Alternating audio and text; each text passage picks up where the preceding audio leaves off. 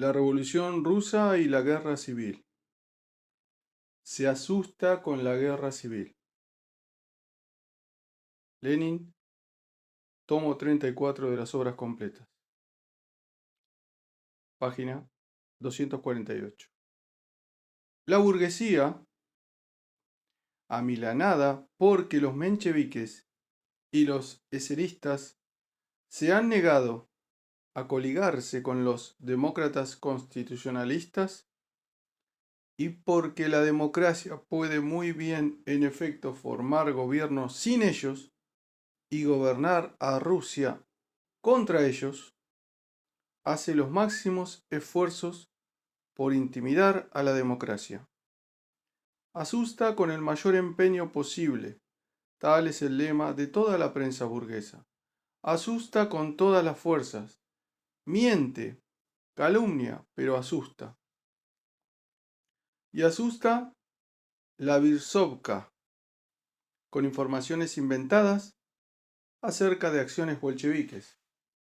Asustan con rumores sobre la dimisión de Alexiev y la amenaza de que los alemanes abran una brecha en dirección a Petrogrado, como si los hechos no demostrasen que precisamente los generales kornilovistas, entre los que figura sin duda Alexiev, son capaces de abrir el frente a los alemanes en Galicia y ante Riga y ante Petrogrado, que precisamente los generales kornilovistas suscitan el mayor odio del ejército al cuartel general. Se intenta dar a este método de intimidación de la democracia la mayor seriedad y fuerza de convicción mediante alusiones al peligro de la guerra civil. De todos los tipos de intimidación, el más difundido es, quizá, el de asustar con la guerra civil. He aquí cómo formula esta idea corriente, muy en boga en los medios filisteos, el Comité de Rostov del Don del Partido de la Libertad del Pueblo en su resolución del 1 de septiembre, número 210 de Reich. El comité está convencido de que la guerra civil puede barrer todas las conquistas de la revolución y absorber en raudales de sangre nuestra libertad, joven y aún no robustecida. Por eso estima necesario, para salvar las conquistas de la revolución, protestar con energía contra el ahondamiento de la revolución dictado por las quiméricas utopías socialistas. En estas frases está expresada en la forma más clara, exacta, meditada y circunstanciada la idea fundamental que encontramos infinidad de veces en los artículos de fondo de Reich, en los artículos de Plejánov y Potresov, en los editoriales de los periódicos mencheviques, etcétera, etcétera. No estará de más, por ello, que analicemos esta idea con mayor detenimiento.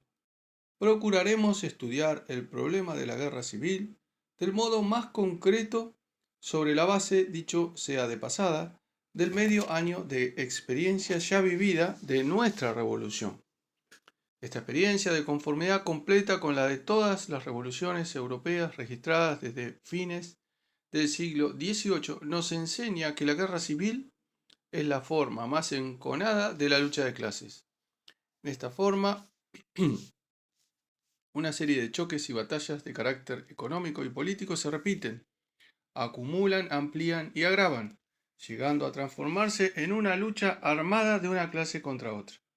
En los países libres y avanzados, por poco que lo sean, se observa con la mayor frecuencia, puede decirse que casi exclusivamente, una guerra civil entre las clases cuya oposición es creada y ahondada por todo el desarrollo económico del capitalismo, por toda la historia de la sociedad contemporánea en el mundo entero, a saber, entre la burguesía y el proletariado. De esta manera, durante el medio año transcurrido de nuestra revolución, hemos vivido dos veces, el 20 y 21 de abril y el 3 y 4 de julio, explosiones espontáneas fortísimas que se acercaron de lleno al comienzo de la guerra civil por parte del proletariado. Y la sublevación de Kornilov ha sido un complot militar apoyado por los terratenientes y los capitalistas, con el Partido Demócrata Constitucionalista a la cabeza, que ha conducido ya en la práctica, al comienzo de la guerra civil por parte de la burguesía. Tales son los hechos. Tal es la historia de nuestra propia revolución. Y hay que aprender, más que nada, de esta historia. Hay que reflexionar, más que nada, sobre su desarrollo y su significación clasista. Intentemos comparar los rudimentos de la guerra civil proletaria y de la guerra civil burguesa en Rusia desde el punto de vista 1. De la espontaneidad del movimiento. 2. De sus fines. 3. Del grado de conciencia de las masas que participan en él. 4. De la fuerza del movimiento. Y 5. De su tenacidad. Creemos que el grado de conciencia de toda la revolución rusa ganaría mucho, muchísimo, si todos los partidos que ahora lanzan en vano, de pasada, las palabras de guerra civil, planteasen el problema de tal modo e intentasen estudiar efectivamente los rudimentos de la guerra civil. Comencemos por la espontaneidad del movimiento. En lo que respecta a los días 3 y 4 de julio, disponemos de declaraciones de testigos como el menchevique Rabochaya Gaceta y el eserista Delo Naroda, que han reconocido el hecho del crecimiento espontáneo del movimiento. He citado estas declaraciones en un artículo de Proletarskoe Delo, publicado en hoja aparte con el título de Respuesta a los calumniadores. Pero por causas plenamente comprensibles, los mencheviques y los eseristas, al defenderse y defender su participación en las persecuciones contra los bolcheviques, siguen negando oficialmente el carácter espontáneo de la explosión del 3 y el 4 de julio. Releguemos por ahora lo que es discutible. Dejemos lo indiscutible. Nadie impugna la espontaneidad del movimiento de los días 20 y 21 de abril. El partido bolchevique se sumó a ese movimiento espontáneo con la consigna de todo el poder a los soviets. Se sumó a él, independiente por completo del partido, el finado Linde, que sacó a la calle 30.000 soldados armados dispuestos a detener al gobierno. Por cierto que, dicho sea entre paréntesis, este hecho de sacar las tropas a la calle no ha sido investigado ni estudiado, pero cuando se reflexiona sobre él, colocando el 20 de abril en conexión histórica con los acontecimientos, es decir, enfocándolo como un eslabón de la cadena que se extiende desde el 28 de febrero hasta el 29 de agosto, se ve con claridad que la falta y el error de los bolcheviques consistió en el insuficiente revolucionarismo de su táctica, pero de ninguna manera en su excesivo revolucionarismo, de lo que nos acusan hoy los filisteos. Así pues, está fuera de toda duda el carácter espontáneo del movimiento que se acercó al comienzo de la guerra civil por el proletariado. En la Korniloviada no hay nada que se asemeje ni por lo más remoto a la espontaneidad. En la Korniloviada hay solo un complot de generales que se proponían arrastrar, aparte de las tropas por medio del engaño y la fuerza de las órdenes. Indudablemente la espontaneidad del movimiento es un síntoma de su profundidad entre las masas, de la consistencia de sus raíces, de su invencibilidad, arraigo de la revolución proletaria y falta de base de la contrarrevolución burguesa. Eso es lo que demuestran los hechos desde el punto de vista de la espontaneidad del movimiento. Examinemos los fines del movimiento. Los días 20 y 21 de abril, este se acercó al máximo a las consignas bolcheviques, y el 3 y 4 de julio creció directamente en conexión con ellas, bajo su influencia y su dirección. El partido bolchevique habló a rostro descubierto con precisión, claridad, exactitud y en alta voz en sus periódicos y en la agitación oral de los fines principales de la guerra civil proletaria, la dictadura del proletariado y de los campesinos pobres, la paz y la propuesta inmediata de paz y la confiscación de las tierras de los latifundistas. En lo que respecta a los objetivos de la Korniloviada, todos sabemos, y ningún demócrata lo discute, que consistían en implantar la dictadura de los terratenientes y de la burguesía, disolver los soviets y preparar la restauración de la monarquía. El Partido Demócrata Constitucionalista, principal partido kornilovista, Dicho sea de pasada, así debería denominársele en lo sucesivo Partido Kornilovista, aunque dispone de más prensa y mayor número de agitadores que los bolcheviques, jamás se ha decidido ni se decidirá a hablar francamente al pueblo ni de la dictadura de la burguesía, ni de la disolución de los soviets, ni de los objetivos kornilovistas en general. Desde el punto de vista de los fines del movimiento, los hechos patentizan que la guerra civil proletaria puede proclamar abiertamente ante el pueblo sus objetivos finales, ganándose con ello las simpatías de los trabajadores. Por el contrario, la guerra civil burguesa puede tratar de ganarse a una parte de las masas únicamente ocultando sus fines. De ahí la inmensa diferencia existente en lo que atañe al grado de conciencia de las masas. Por lo visto, existen datos objetivos respecto a este problema exclusivamente en relación con el número de afiliados a los partidos y con los resultados de las elecciones. No hay, al parecer, otros datos que permitan juzgar con exactitud del grado de conciencia de las masas. Después de medio año de experiencia de la revolución, está claro, y no es de esperar que haya quien lo discuta, que el movimiento proletario revolucionario lo encabeza el partido bolchevique y el movimiento contrarrevolucionario burgués el Partido Demócrata Constitucionalista. Se pueden aducir tres comparaciones de carácter fáctico respecto a la cuestión que examinamos. La comparación de las elecciones de mayo a las dumas distritales en Petrogrado con las elecciones de agosto a la Duma Central arroja una disminución de los votos demócratas constitucionalistas y un aumento gigantesco de los votos bolcheviques. La prensa demócrata constitucionalista reconoce que donde están congregadas masas de obreros o soldados se observa también como regla general la fuerza del bolchevismo.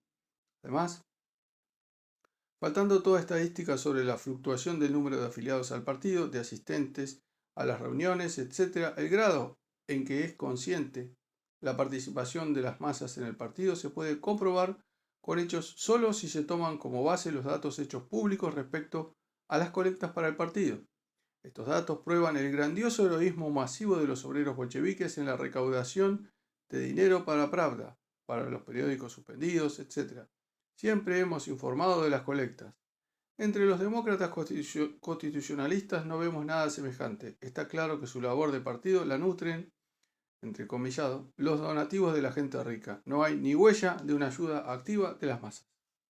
Por último, la comparación de los movimientos del 20 y 21 de abril y del 3 y 4 de julio, por una parte, y de la Korniloviada, por otra, prueba que los bolcheviques señalan claramente a las masas quiénes son sus enemigos en la guerra civil: la burguesía, los terratenientes y los capitalistas. La Korniloviada ha mostrado ya el engaño manifiesto de que han sido víctimas las tropas que siguieron a Kornilov, un engaño puesto al desnudo ya en el primer encuentro de la división salvaje y los convoyes kornilovistas con los petrogradenses.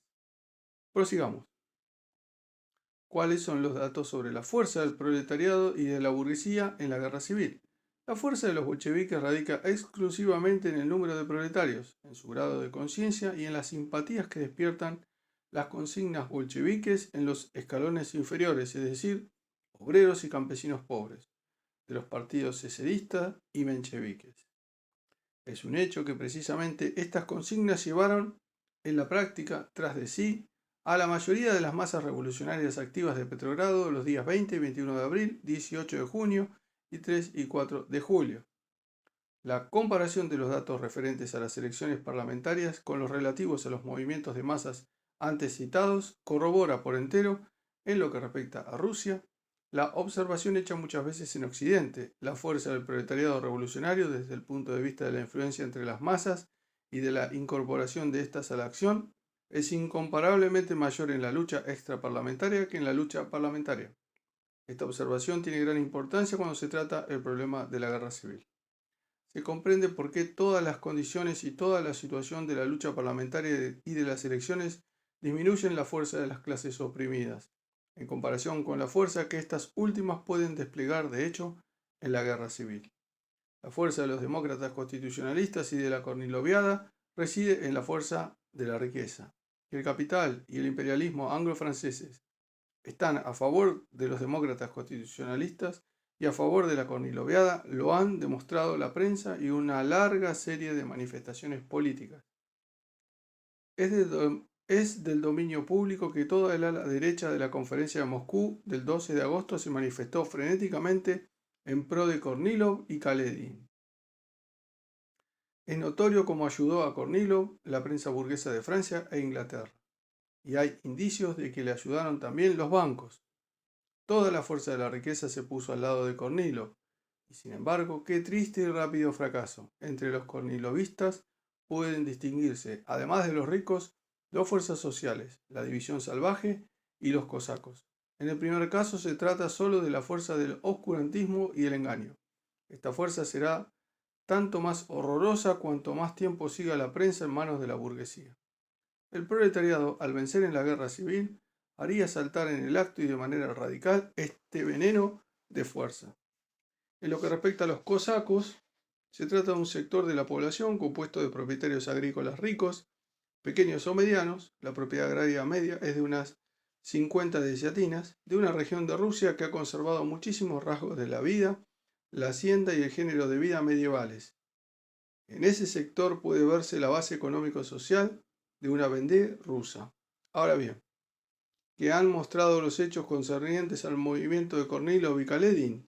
Ni siquiera Kaledin, el jefe amado, respaldado por los Guchkov, los Milyukov, los Ryabushinsky y compañía, ha podido levantar, a pesar de todo, un movimiento de masas. Kaledin marchó hacia la guerra civil incomparablemente más derecho, de manera más rectilínea que los bolcheviques. Kaledin fue sin rodeos a levantar el Dom. Y pese a todo, Kaledin no levantó ningún movimiento de masas en su territorio, en el territorio cosaco, aislado de la democracia de toda Rusia. Por el contrario, entre el proletariado observamos explosiones espontáneas de movimiento en el centro de influencia y de fuerza de la democracia antibolchevique de toda Rusia.